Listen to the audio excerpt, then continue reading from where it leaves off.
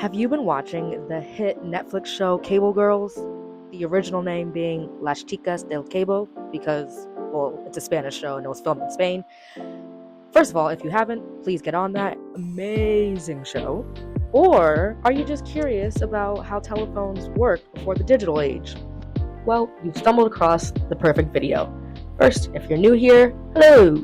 My name is Dee Dee, and I'm back with another video from my channel Wiles D History, where I like to dive into pockets of the past to help us understand our present day. If you're not new here, thanks for coming back, babe.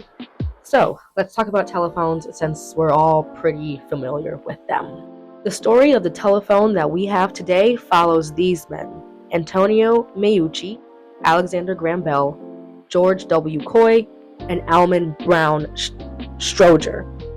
This particular video will start with George W. Coy, who was the founder of the first telephone exchange in the world. For a little bit of context, though, Antonio Meucci developed the first voice communication apparatus, which is often credited as the very first telephone. And then Alexander Graham Bell tweaked it a bit, and he patented it. It's kind of hard to say.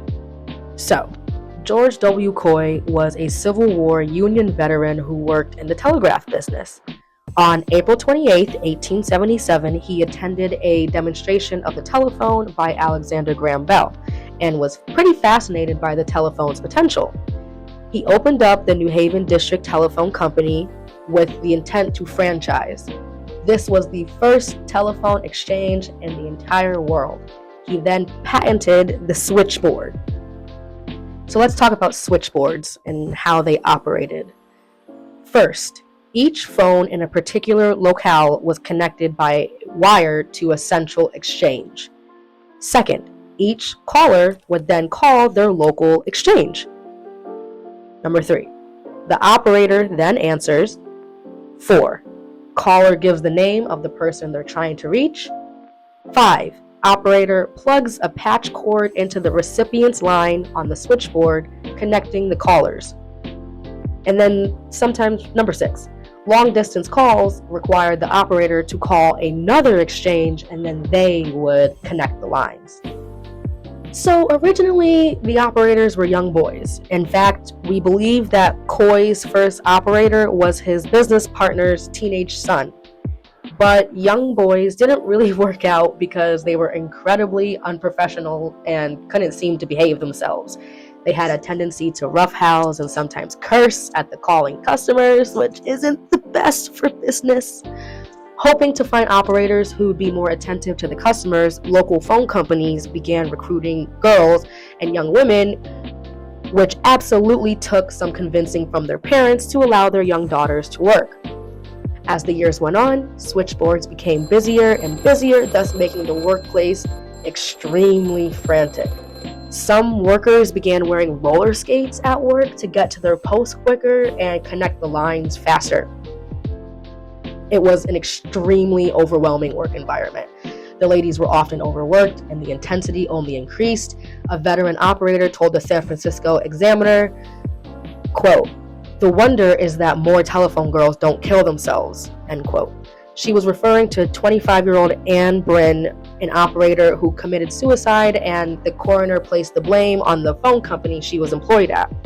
The quote continues, "We are not allowed to speak even in a whisper to each other the other 9 hours we are on duty, much less smile and to laugh out loud in the height of recklessness," end quote. This particular operator had been forced to work an extra 10 hours without pay as a punishment for a brief giggle. Oh, they would have hated me. All I do is giggle. So, in April of 1919, 8,000 operators at the New England Telephone Company walked away from their posts, shutting down service in Maine, Massachusetts, New Hampshire, Rhode Island, and Vermont. This particular rebellion worked, and the company reached their demands for the right to collectively bargain and get paid higher wages. During World War I, there was a unit of women who worked for the war effort, formerly known as the Signal Corps Female Telephone Operators. These ladies were commonly known as either switchboard soldiers or infamously the Hello Girls. 7,000 women applied and 200 got the position, with a mission to facilitate communications between USA, Britain, and French troops that were on the Western Front.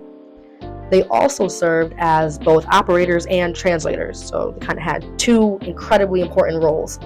These women were a part of the Women in War, who were credited with helping President Wilson drop his original objection to women's suffrage. Quote, "We have made partners of the women in this war. Shall we admit them only to a partnership of suffering and sacrifice and toil, and not to a partnership of privilege and right?" End quote. Unfortunately, these women were still denied veteran status and benefits until about 1977. So, the 1930s saw the decline of switchboard operators as they were because of Almond Brown Strowger's invention a few decades prior. In the late 1880, early 1890s era, Almond was one of two undertakers in his area. His competition's wife was a switchboard operator who Almond believed was forwarding calls directed for him to her husband, causing him to lose customers.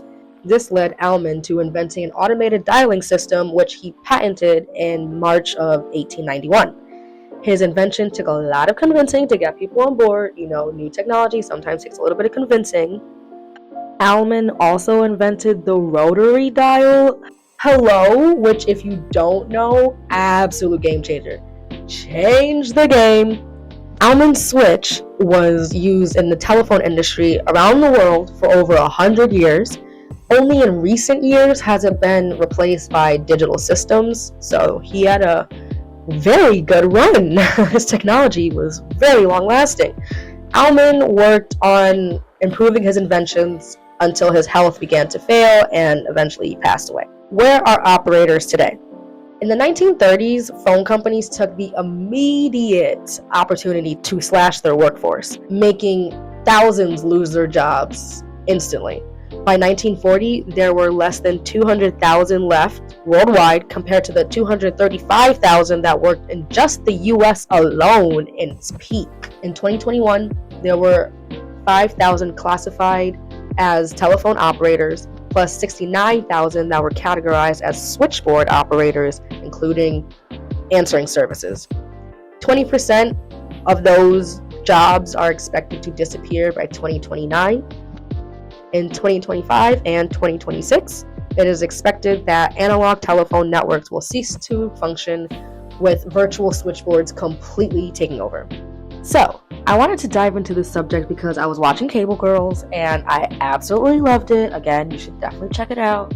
And I had no idea about switchboard operators prior to the show, so I wanted to bring some attention to their job, their experiences, and what happened to that particular career today. But anyways, thanks for watching, and I will see you for the next video. All right, toodles.